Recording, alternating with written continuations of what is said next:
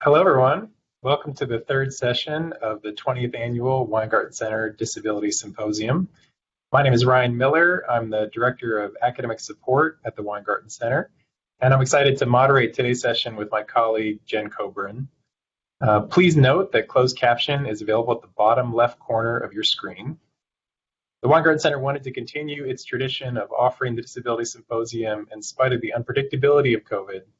Our wish is that next April, the symposium will take place in person in Houston Hall here on Penn's campus. The Weingarten Center falls under the Division of University Life, and the center encompasses academic support, tutoring services, and disability services. The center works with students in all 12 schools, and we encourage you to check out our website and discover more about our services and staff. Complete details of the symposium presentations and speaker biographies are available on the Weingarten Center website under Disability Symposium. Today's presentation is going to be a really engaging and exciting one. The format is a little bit different than in the previous two sessions. We have a really dynamic panel of current and future leaders in disability services that will be moderated by my colleague, Erin Spector. The title of today's presentation is The Future of Leadership in Disability Services. And our presenters, the facilitator will be Erin Spector, Director of Disability Services at the University of Pennsylvania. Panelists are Danielle Frank, Academic Advisor and Student Disabilities Coordinator at Peirce College. Maxine Lomax, Access Coordinator at the University of Colorado. Ethan Wasserman, Moorhead Academic Coach at Vassar College. And Schyler Ellerbee, another of our Weingarten Center colleagues, who is an accommodations specialist at the University of Pennsylvania. The presenters will accept your questions at the end of the presentation, but please feel free to put any questions that you have in the Q&A throughout the presentation. Finally, the slides, recorded presentation, and resources will be available via the Weingarten Center website. There will be a slight delay as we ensure the accuracy of the recording's captions prior to posting. Thank you again for being here. Let's get into today's presentation. I turn it over to you, Erin. Thank you, Ryan. So my name is Erin Spector, and I'm the Director of Disability Services in the Weingarten Center here at the University of Pennsylvania. And I'm thrilled that you've joined us for our 20th Annual Disability Symposium. And I invite you to be a part of our public conversation today about the future of leadership in disability services. In just a minute, I will ask the panelists to introduce themselves. But first, I just want to give a brief introduction. We're not presenting any final answers to big questions today, and we don't have any PowerPoint slides. We will have many questions, and the responses will hopefully diverge and converge organically based on our panelists' diverse backgrounds and perspectives as we cover topics that influence our daily work with students, ranging from documentation and disclosure to stigma, self-advocacy, intersectionality, and disability culture. I was inspired by the theme of this year's symposium, which is reflecting on the past, planning for the future, to plan a panel that would invite reflection for myself and for the audience. So as you listen to this conversation unfold, consider, how did you enter into this career path? What did your education and training teach you about disability and accessibility? If you're at all like me, you got into this work out of a desire to help others. And I now am cautious about the word help, as I recognize that even an impulse to help carries the unintended threat of undermining another person's self-determination and agency. If you work in this field, you were likely educated and trained in the medical model of disability, thought that disabilities are a problem rooted in an individual. It took me years to see the problem as the relationship between an individual's impairment and the access barriers in their environment. I was not early on taught or trained to see the value in the disability experience or to foster community or joy or a sense of belonging until I really started listening to disabled students and disabled colleagues. This conversation is also an invitation to reflect on your relationship to ableism on your campus. For as much as I'm vocally opposed to ableist acts and thinking, I've come to realize that I also depend on them. My professional identity is tied to the existence of access barriers. Being the person who can solve problems and help students navigate systems and patch the holes in the fabric of the university that exists because it's not designed to be fully accessible. And this is where I get tangled up. I can't fully envision a university in the future that is universally designed and that fully values and includes everyone with a disability. And so I turn to our panelists today, who are each personally invested in eradicating ableism from campus, to hear their dreams of how we get there, how our work transforms after that. On our professional listservs, we see a constant stream of job openings, burnout, the turnover in our field, well documented. I urge disability service professionals to see our students as the next generation of our colleagues and leaders. This panel intends to uplift the voices of new and newer disability service professionals, many of whom I knew as students. What events and experiences brought them into this work, and how will they reshape the field during their careers? So now I'd like to dive into the conversation, and let's begin with introductions, starting with Danielle. Can you introduce yourself, your pronouns, where you're calling in from? Tell us about your current job and your education. Hi, my name is Danielle Frank. I am in Bucks County, Pennsylvania. I currently work for Peirce College. Right now we are still having remote operations, but Peirce College is located in Center City, Philadelphia, and we serve working adults, so students going back to school later in life. I'm the Student Disability Services Coordinator, as well as an academic advisor, and my pronouns, I apologize, are she and her. And my schooling is my bachelor's degrees in sociology from Arcadia University, and my master's is in counseling psychology with higher education concentration from Holy Family University. Thank you for having me.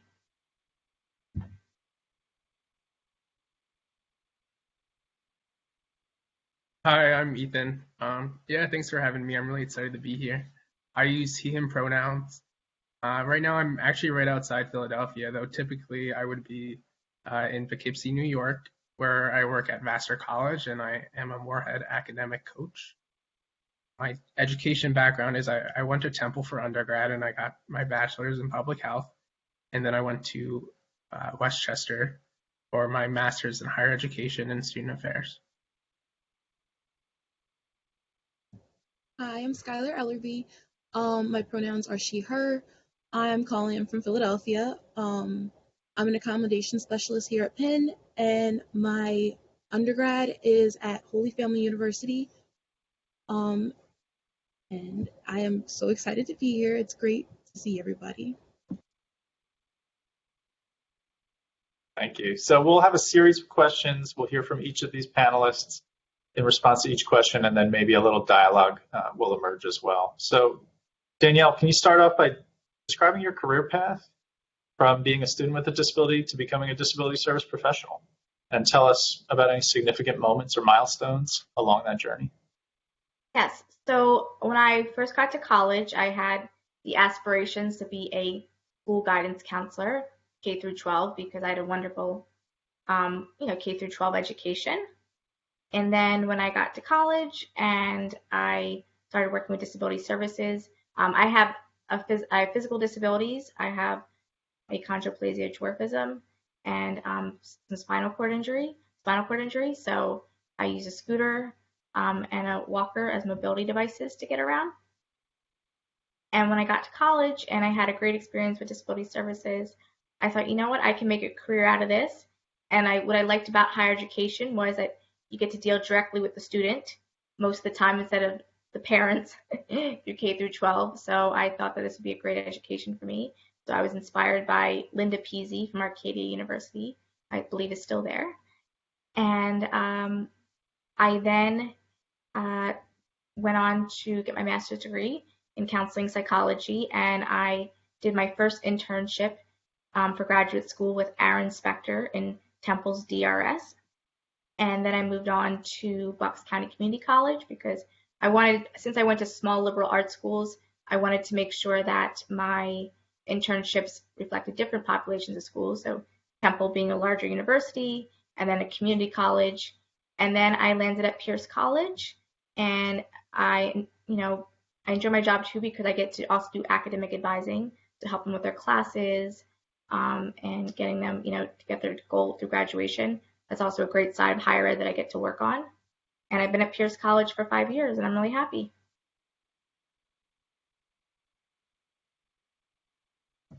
Thanks, Danielle. Yeah, so I kind of have a long story, but I'll keep it shorter.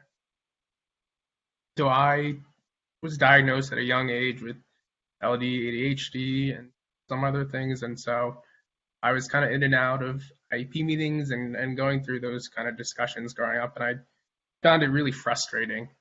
To be honest, I was kind of a bit of a rebel and an instigator in those moments, and so I wasn't very happy with how students, I guess, how kids with disabilities were treated. And then when I got to college at Temple, I actually had Erin as my accommodations coordinator, and I learned that I could be more of an advocate for myself, and I started getting involved in like orientation and peer education and other student affairs-y type things, which eventually led to me working with Erin and Lauren Highsmith on a program called Shout, which is at Temple. It's like a peer mentoring program for folks with disabilities. After that, I took some time off, and then I went to grad school, and I studied higher education and student affairs. And there I did a graduate assistantship for a pilot program called the RAM Initiative, which brings folks with intellectual disabilities to campus. And that was a really fun experience for me. And so I think just between all those experiences, I really liked working in this field and helping folks or supporting folks with disabilities. And that's how I kind of ended up at Vassar doing what I do now.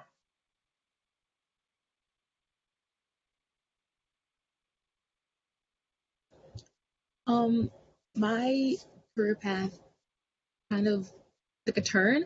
I started off actually studying to be a drug and alcohol counselor during my undergrad, and then the pandemic hit during my senior year, so I kind of had a crisis. I didn't know if I wanted to continue on the path I was going or if I wanted to change, because now was my chance to do it before graduating. And I just researched, and I had been using disability services my whole life. I found out when I was about 7 that I had dyslexia, and I was used to IEP meetings as well as Ethan, and having the conversations, going back and forth, and just kind of advocating for myself. And I found this position at Penn, and it seemed intriguing, so I applied.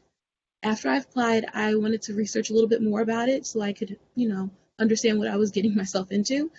And I realized that I do want to help people who are going into higher ed and trying to help them navigate and advocate for themselves, because it is a different experience versus going from high school and elementary school and middle school. So that's why I'm here. Thank you. I just want to take one step back to welcome our final panelists after some technical difficulties. Max, do you want to introduce yourself with your name, pronouns, where you're calling from, tell us your current job as well as where you went to school? Mm-hmm. Hi, everyone. So sorry for being a little late, but my name is Maxine Lomax. My pronouns are she and her, and I am joining you all today from Denver. Currently, I am an access coordinator at the University of Colorado Anschutz Medical Campus, and like Ethan, I went to Temple University in Philadelphia. And Maxine, I'm going to come right back to you with the next question, which everyone just answered. So for this one, can you describe a little bit about your career path from student with a disability to becoming a disability service professional, and just share any significant moments or milestones along that journey?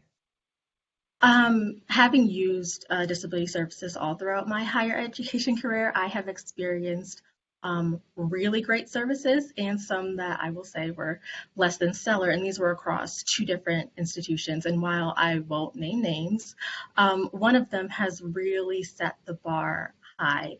And so seeing that and having a great experience there at that institution, I knew that I wanted to bring that to other places. And so students like myself using disability services would also have a great experience.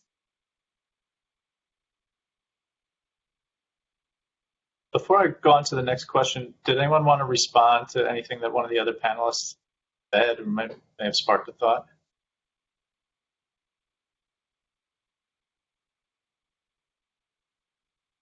Not really. I think it'll blend into the next question pretty well, the things we just talked about. Great. So for the next question, we'll use the same talking order, and I'm just going to ask you to reflect on current practices in disability services. What are some of the key elements we should keep? What are some things that need to change? Danielle, we'll start with you again. I mean, we should definitely keep the warm and inviting environment for students to feel that they can disclose, to feel that they can get the support that they need. I will say that, I think sometimes we talk about documentation practices, and they're there for a reason, to make sure that we are serving students and serving, because not every student's the same who walks into our office. However, documentation can present hurdles to some students, whether they don't have access to certain medical care or, mental health therapy, things of that nature. So, I really think that documentation is important, but at the end of the day, our students are the experts. And getting to know them and having those conversations with them tells us more than what a piece of paper or a doctor can tell us. So I just think that working on ways that we can protect students' privacy and to make sure that they're being served, but at the same time treating them as the expert and not necessarily the medical provider or with the documentation. Following that.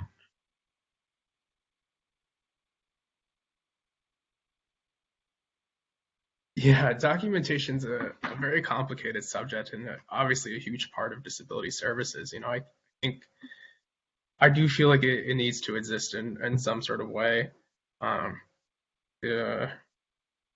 And then I also feel like it does need to be easier to access and in some ways more affordable as well, to get certain like psych evals or something like that. And it should be, I don't know, I don't want to be too far out there, but maybe like less kind of insurance dependent on whether you can get certain chronic health diagnoses or something. But there's also a lot more to disability services than just the documentation. There's a lot of things that I've learned about from my working experiences and from being a student that I think I like, and I think that can continue. I mean, I like that we put in effort. It's not always as fruitful as we would hope, but into helping kind of, I guess, retrofit or make buildings and buildings more universal, and including things like hearing loops or other things. And I think another service we provide is just at Vassar we have academic coaching, which I think providing that kind of one-on-one support for students is great if you're able to find a way to do that, like Temple has Shout, even if it's peer mentors. I think that's really beneficial both kind of socially and academically. And I do like how, at least at Vassar, we've started to kind of work with other kind of affinity offices and the Career Center and other types of offices, and I think that should continue.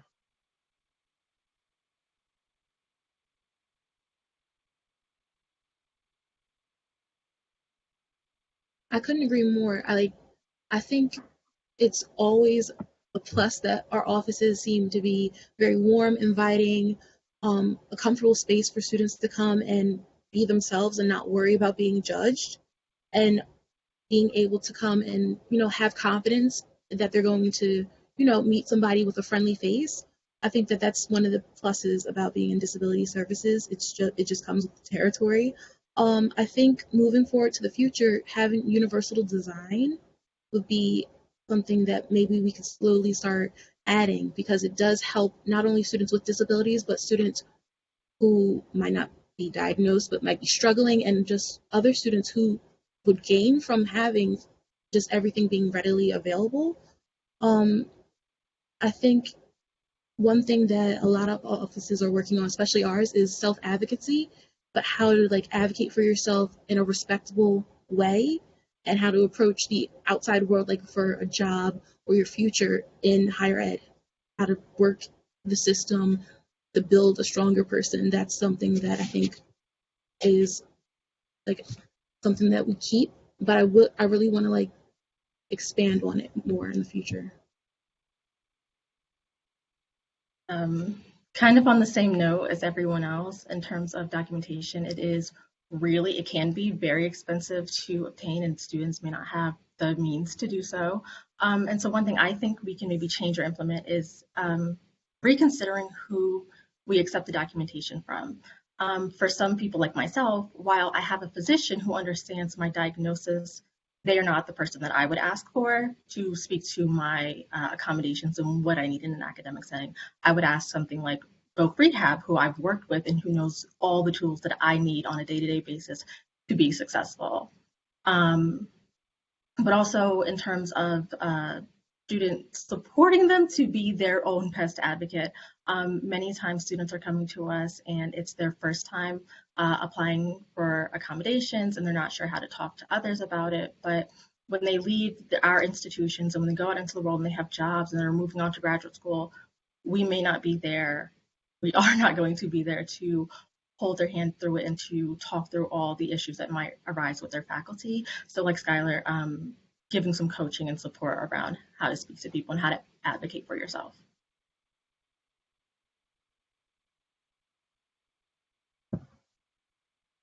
Aaron, can I jump back in? Yeah. Or did you have something?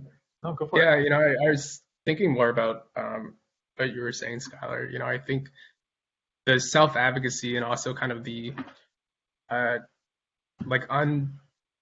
I don't know exactly what to call it. I guess like kind of unwarping of the brain. I know for me, I had to go through like a lot of disability identity development to like kind of through college, especially kind of erase kind of the thoughts and feelings I had growing up on disability and understanding disability. And I think providing opportunities for self-advocacy and guiding in self-advocacy, I also think other kind of social elements that disability services can provide, like peer mentoring or maybe even just like a social outing here and there, or like something I did when I was in undergrad was Eye to Eye, which is a great opportunity for folks with LD ADHD.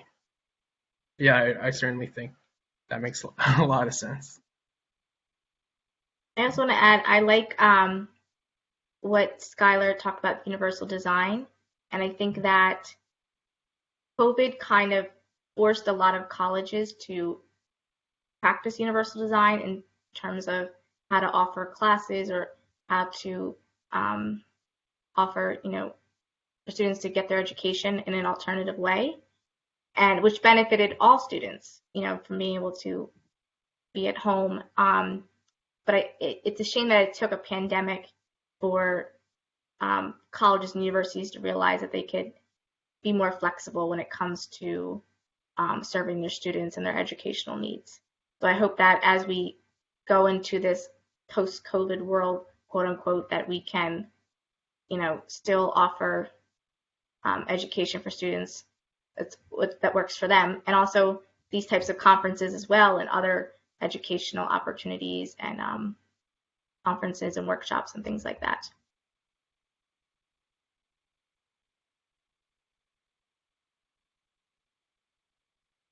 Danielle, I know you've shared some interesting thoughts before about our confidentiality practices around disclosure and how that, what's the subtle message or the unspoken message around stigma when it comes to keeping, a focus on confidentiality. Do you want to share your thoughts on that? I think that's really interesting. Well, I know when I'm working with my students, I will say, because a lot of my students are newly diagnosed, so they're unsure about how, do they have to share their disability with their instructor. The population I majority work with are students with learning disabilities or mental health disabilities. And sometimes I know, I'm supposed to legally say, okay, your professors can't ask you what your disability is. You don't have to tell them.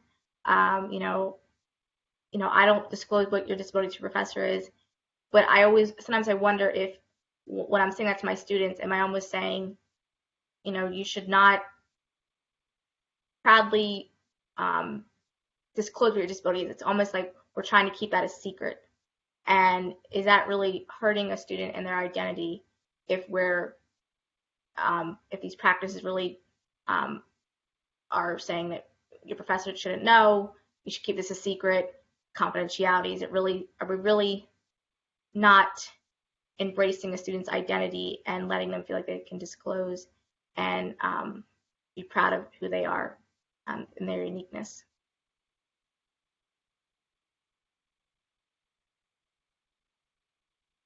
I do wish we can maybe provide the option to disclose. Like myself, I wish on my letters in college that it stated maybe not my disease diagnosis itself, but like, in general terms, what's going on. I think it would have provided some context to the accommodations and hopefully would have prompted my instructors to start planning early for the things that may not be accessible to myself. Like, yeah, I think that's great, Max, because it could say, like somebody like myself, like if I was comfortable with that, saying Danielle has a chondroplasia dwarfism, what does that mean? What are what some challenges she faces? Because a lot of professors, they don't really know, what everyone's disability, or they don't know what specific needs are. And it'd be great if we could educate them because, there's so many disabilities in this world that people have. So it would be nice if students have that option. I definitely agree.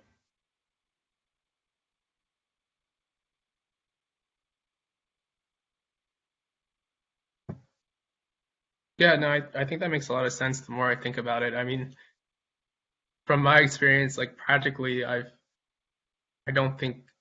always told the student kind of do whatever you feel like, but I do think whether it's discussing their accommodations at the beginning of the semester and whether they decide to disclose or not, I think it's always great to have the student having a conversation with the professor if they want to, because it could help benefit them in the long run of the semester. But no, I think, for us to kind of, if it's all right with the student, I guess maybe provide reason for, the faculty to consider kind of X, Y, and Z, or maybe try and take a more universal design for a learning approach in their course based on what we tell them, and that's something we could provide support for, communication on. I mean, I'd like that kind of thing to happen. I don't know if it would or not. Absolutely, like I completely agree with that. It's all a matter of like the comfort of the student, and like I think the conversation should be led by the student first, and then whatever the response is, we follow suit. Especially for like faculty, if that is how we're going, like that's an amazing way to approach it. I feel like it's based person to person. It's an individual type of thing, and if someone's comfortable with that, absolutely. If others are not, then do not disclose. Yeah, though I think, yeah, I mean, I do really like that practice, but I think there's a lot of value for what Maxine and Danielle are saying of like, if the student is fine with just it being on like their accommodation letter or something like that, there's no need to make the student do all this extra work or anything like that.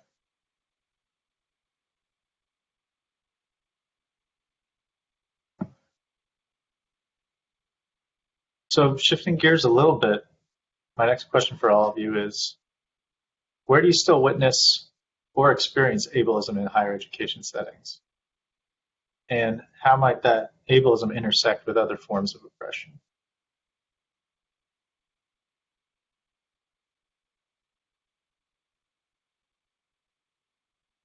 I was going to focus. I see ableism a lot in job hiring practices, especially, believe it or not, maybe in our field indirectly. I would see positions, whether it's serving students or in disability services office, and at the bottom it would say like must lift 10 pounds, or for like a box, you're lifting boxes or things like that. And I'd go, well, how is that promoting diversity of applicants or things like that? Sometimes, I'd go for jobs, it'd come down to experience, and I wouldn't have quote unquote enough experience for a disability services position, even though I lived with this disability my entire life, and not accounting my actual experience just counting my quote unquote professional experience. So that's where I kind of was the ableism. I would definitely say, looking around, like, going to a lot of networking with a lot of disability services colleagues or going to conferences, I don't really see many people who look like me at these conferences, who are visibly disabled, use mobility devices, and, sometimes going to conferences or professional development or things like that. I don't, maybe the room's not 100% accessible, or it's in a location that is not easily accessed by accessible public transportation. So I would just say that I see it, I think, when you live with a disability, you expect, the general public, maybe not, things not always accommodate you. But then when you go to events or spaces that, you're supposed to be embraced and colleagues do the work that, you're doing as well, sometimes it's harder to accept that even though these spaces are supposed to be for people like me, indirectly they're not sometimes.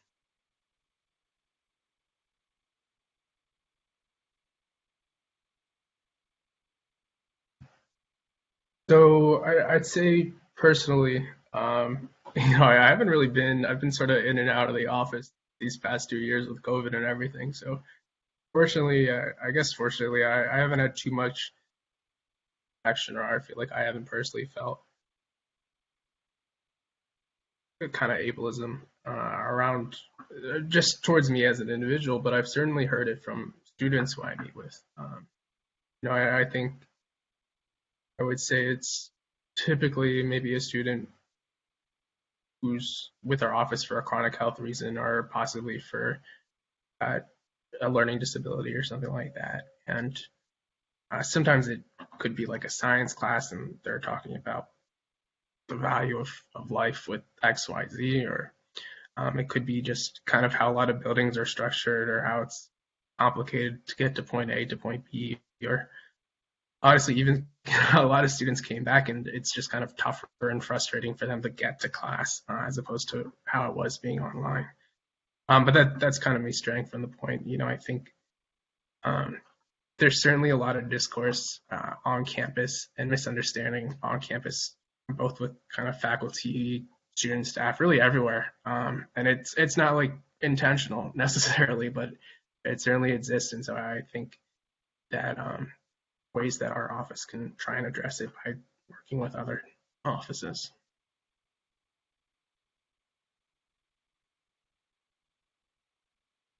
I'm gonna hop back to Danielle's response. I think you're absolutely right. Like, I wish that that positions and careers were more accessible, and I would like to see more accessible positions in workplaces that don't list you must lift or you must be able to carry on applications. That shouldn't even be a description on an application for anyone. But I've seen it when applying for positions, and I've seen it just in general almost everywhere.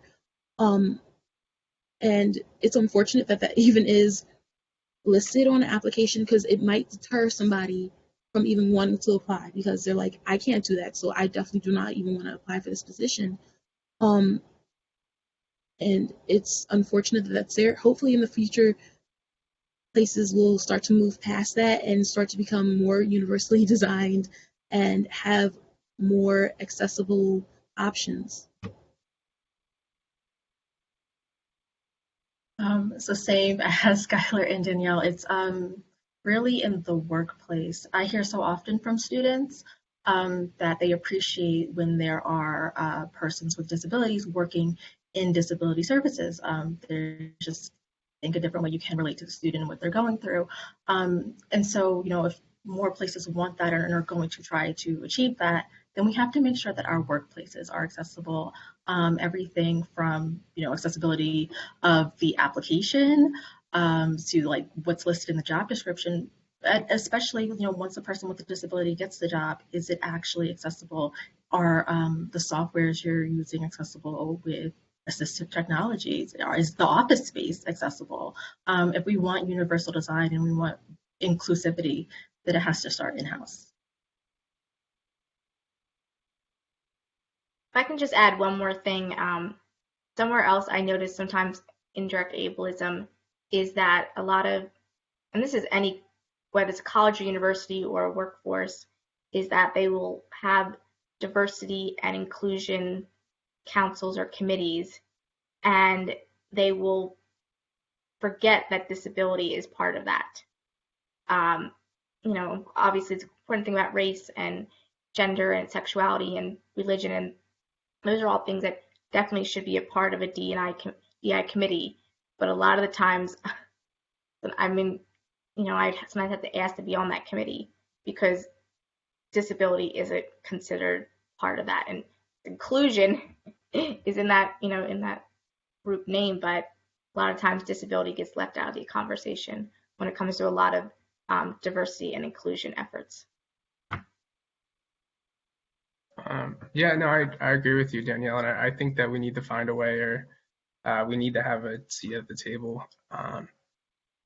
I think that there's really a lot of ways for us to kind of address ableism and other forms of oppression, and the way to do it is collectively. I mean, certainly there are a lot of things we can do as an office, but working with other offices, having conversations with students, finding where we kind of connect and find ways to destigmatize disability. I mean, one thing that our office has done is we worked with other offices to have presentations on imposter syndrome, which is something that students from all different places kind of deal with. And I think that there's other things too that can help kind of start those connections and have those conversations, which I think is one of the best ways to address ableism in higher education.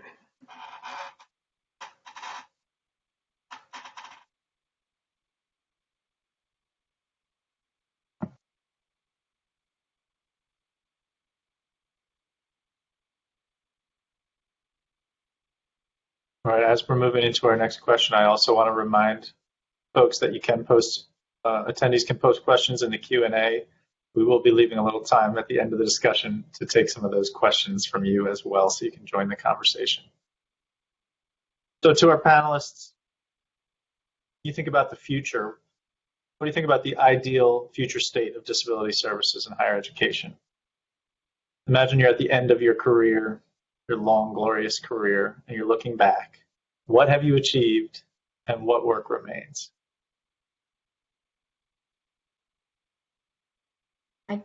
I've joked about this, or said about to Aaron and the group, is that I almost hope in 30 years we don't have jobs in disability services, or we have our jobs look entirely different, and that curriculum is designed with universal design in mind, that faculty don't necessarily have to be trained, that they can teach and educate students of all abilities, of all disabilities or non-disabled, and that we don't need they don't need accommodations, that students, faculty embrace alternative ways of participation or how testing is done. There's spaces where students don't have to necessarily go to a testing center, that they can test in a space that meets all learning needs. So I really hope that happens, and maybe disability services, instead of using our energy, to do more documentation or paperwork or things like that, that we can, collaborate with faculty and making sure that curriculum is designed for everyone's learning needs. Maybe I know that I wish that a lot of the people that I've come to know in the disability world, or in the public eye, who are fighting for disability rights, I've learned on my own, just through other people I know who are disabled and introducing me to different people in the community. But it'd be great if disability services coordinators could, work on a lot more programming that could make sure that students with disabilities have role models, have people that they can look up to in the field, and things of that nature. So more a sense of less paperwork and more creativity for disability services coordinators. Yeah, I mean, I think it'd be great if the kind of processes and I don't know, it'd be nice if our office and all offices and faculty and everything could be a bit more kind of flexible and maybe less kind of paperwork to go through, that would certainly be nice.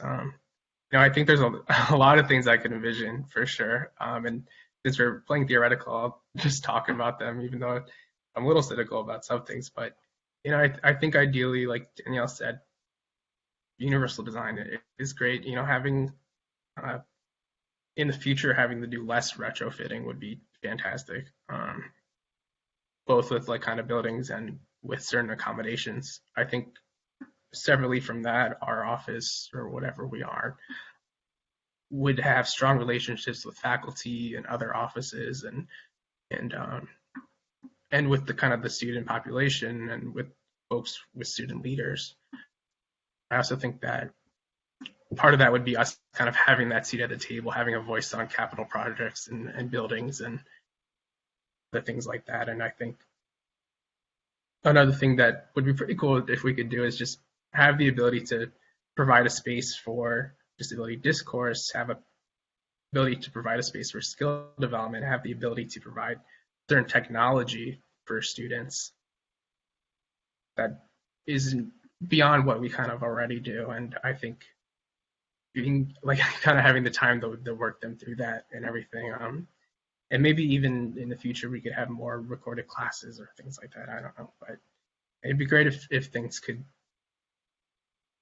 kind of expand also to who we see. Like I mentioned, I do the RAM initiative, which involves folks with intellectual disabilities. I'd love to see a more diverse population on campus from the kind of disability community itself. And on top of that, I think that in our office as an academic coach, we get a lot of referrals, I guess, because ideally what I'm getting at is it'd be great if there was some sort of like learning specialist type role or someone to maybe help folks kind of brush up on certain reading and writing skills, whether they're just kind of coming right from high school or maybe they're coming from overseas or they're a veteran or an adult learner or something like that. I didn't go right to college myself, so I certainly spent a lot of time at the Writing Center in undergrad. But I think that our office can expand into that and go more in depth.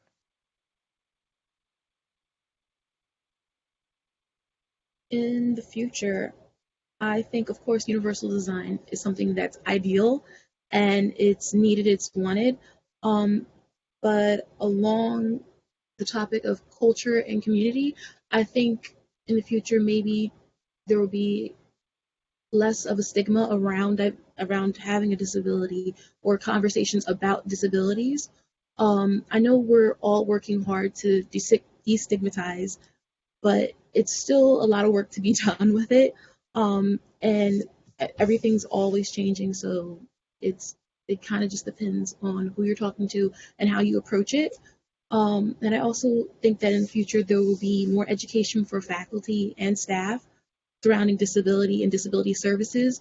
I've talked to so many people who don't realize what goes into someone getting their accommodations at disability services. They just figure, oh, the person goes, signs up, and they automatically get it. They don't understand that there's paperwork.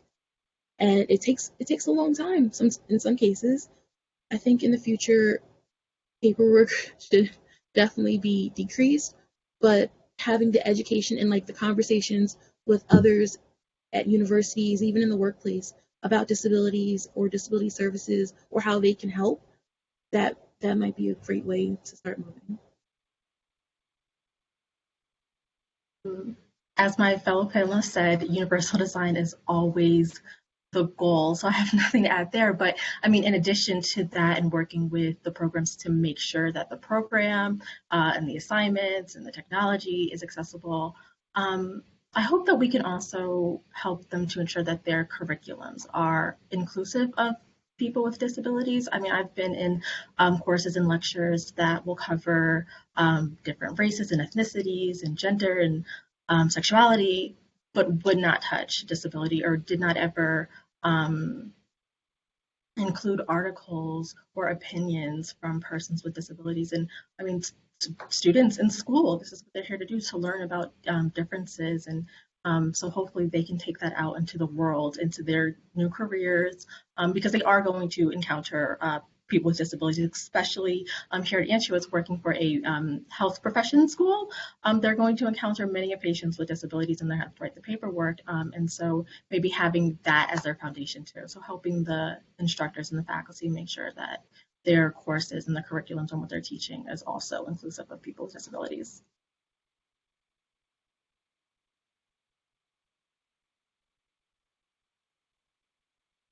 Yeah, I super agree with that.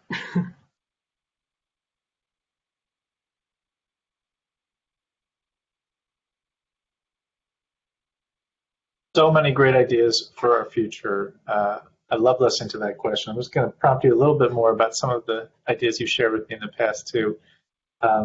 What if we're able to eliminate some paperwork, if we're able to reduce the need for individual accommodation through a focus on universal design?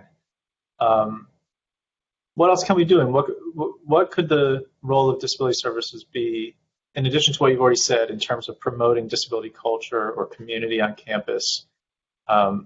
Maxine, you've shared something interesting about the mission statement about where you work now, that it includes an element that probably a lot of mission statements don't. Yeah, so I'm not sure if any of my colleagues are here, but shout out to you guys. It's that our mission statement for student affairs includes joy, and that's something I had never seen in a mission statement before. Like for disability services, that having a disability in school can be kind of a heavy load.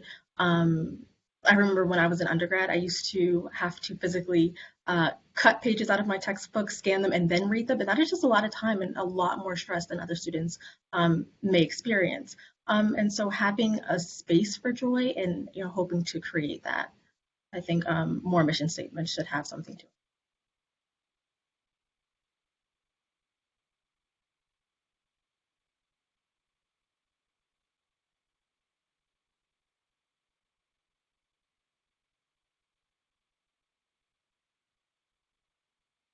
Okay, great. Well, I think we're going to end our discussion there and see what questions we've received from our attendees, and we'll invite Jen back in to moderate the Q&A for us. Great, and I really do want to thank all of our speakers today for such a rich and thought-provoking conversation. So let me switch to some of the questions that we have received today. Somebody asked about inclusive faculty hiring in terms of what are your thoughts around hiring faculty that may have disabilities so students can see that kind of as a model?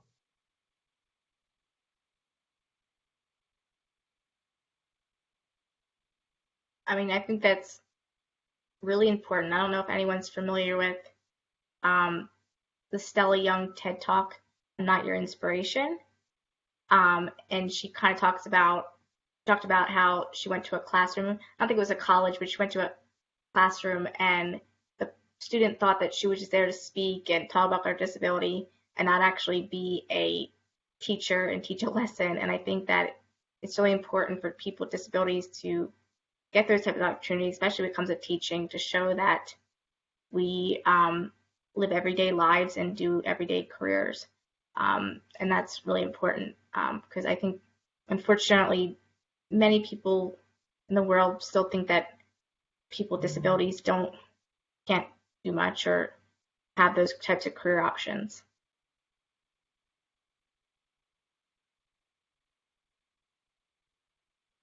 Yeah, I mean, I don't have too much more to add to that. I think that makes a lot of sense. There's, representation's great. It's kind of that simple. Thank you, Ethan and Danielle. Somebody has said, thank you for sharing your story. When did each of you understand, acknowledge, and embrace embrace your disability and learn self-advocacy? For me, having a disability since birth, always. It's just always been a part of who I am. And I think that I came into college maybe in a different place than some other students, maybe even students on this panel, because I've had to advocate for myself since kindergarten for the things that I need. And if it's something I can't see, I'm going to tell you I can't see, and we need to do it a different way.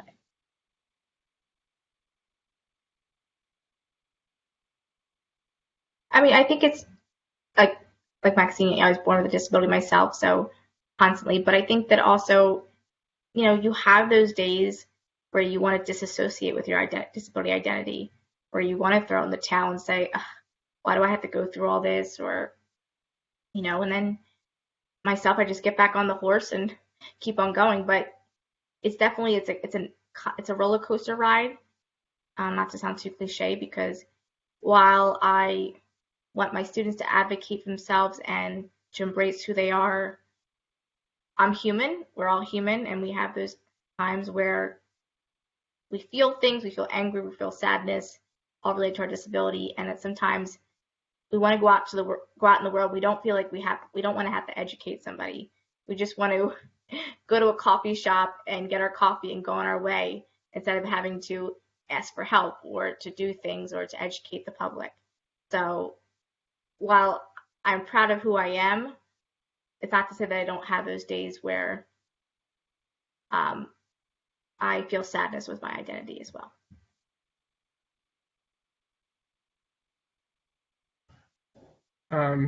That's a good question. Thanks for asking that. I think doing a quick reflection while Danielle was talking, that I think it sort of came in waves for me. I think a lot of it was kind of in high school, dealing with IEP meetings and deciding what classes and situations I want to be in. And also for me, I had a lot of friends with ADHD growing up. And so I think having that community definitely made me think and embrace about my identity. But then I sort of took a break until I went back to college and got more involved in kind of student affairs and more of kind of becoming independent and an advocate and trying to take care of myself more independently. And I think for me, that's really when I came on to embrace those things. And then once I was in grad school, I was really able to kind of master my own accommodations and my own kind of elements within the within like school and dealing with academics. So I don't know, it's kind of everywhere. I don't know, and I'm sure it's still continuing, though I feel like I have a pretty good idea of it right now. I agree with it. Oh, please go ahead. Sorry, I agree. It's ever changing. I think my moment was when I was in high school. I had to be like a freshman, and I I don't know. Someone just asked me a question like, "Why are you being pulled out of the room for your exam?" And then it's like, okay, I just got asked this on the spot in front of my entire class. What do I say? And it kind of took me a minute to be like, I have this. It's just something I have to do, and I just had to tell myself, be honest, be upfront. And after that, it was pretty much like, I'm okay with myself. I'm confident in my disability. I know what I need. Let me just stop being a big baby about it. It's nothing wrong with needing help.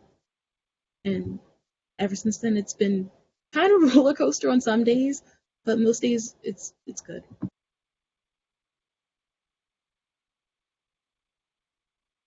Thank you. I really do want to thank all of our panelists today for not only sharing your knowledge from your professional lives, but some of the wisdom that you've gained through all these lived experiences. So it's been very inspiring for me.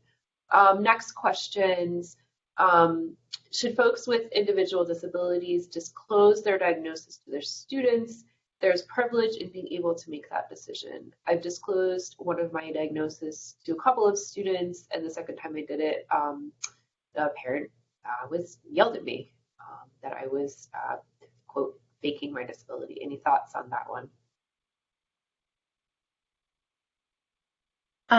Being a social worker, a master of like clinical social work I have, one thing we're always taught in school, that if you are going to disclose, you need to ask yourself, why are you doing it? And is it, for the benefit of the student?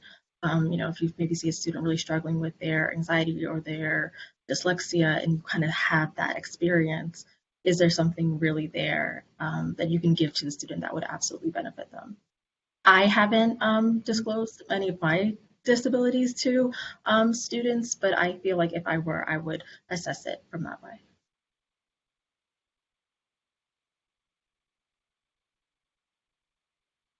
Yeah, I think, well, first, I'm sorry you had to go through that with a parent. That's unfortunate. It's it depends on sort of the situation. In my head, it depends on the situation, and it kind of depends on what you want to do, because really it's up to you.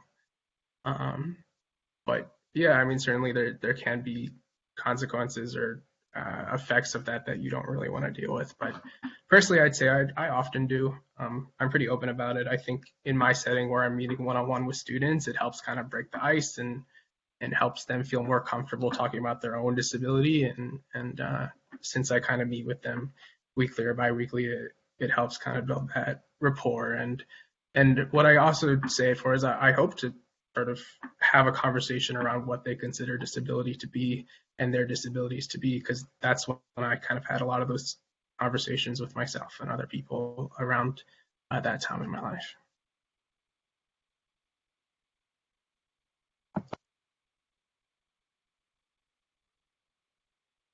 Thank you. Next question. More universities are creating disability cultural centers. Do you think DCCs would be a good addition at your college or university in addition to the disability support office? Do you think students would benefit from a DCC to support their learning about disability history, advocacy, and making connections?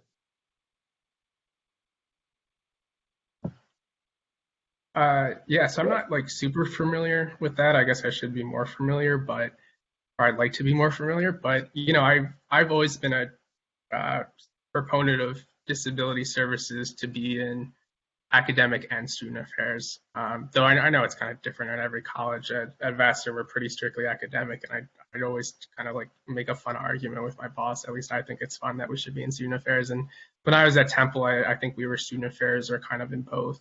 And so, yeah, you know, I think, and we've talked about this a lot today, that having a space and having knowledge and history of disability helps the entire campus, and it helps kind of bridge relationships, and it helps students feel welcome and less stigmatized. So, yeah, I mean, in theory, it sounds like a great idea. I mean, I think it's important for, again, I'm not too familiar with these new centers, but I think it's important that disability it can be interwoven to many conversations. Like, I know, so every month I send an email to my students highlighting a disability awareness, whether it's like Workers Awareness Month, or I'll do, like, if it's Black History Month, I'll do an email of famous Black people with disabilities. For Women's History Month, I send an email about famous women with disabilities. So I kind of, you know, make sure that I'm always connecting disability to other identities as well when it comes to educating the community. So I think that's important to show that disability shows up in every community, and disability is also something that, you know, I'm a white woman, I will never know, you know, what it's like to be a person of color. However, when being a disabled is a community that anyone can join, that whether you join at birth or later on in life or in your older years. So it's something that, and it's prevalent in other communities as well. So making sure that's educating others about on that.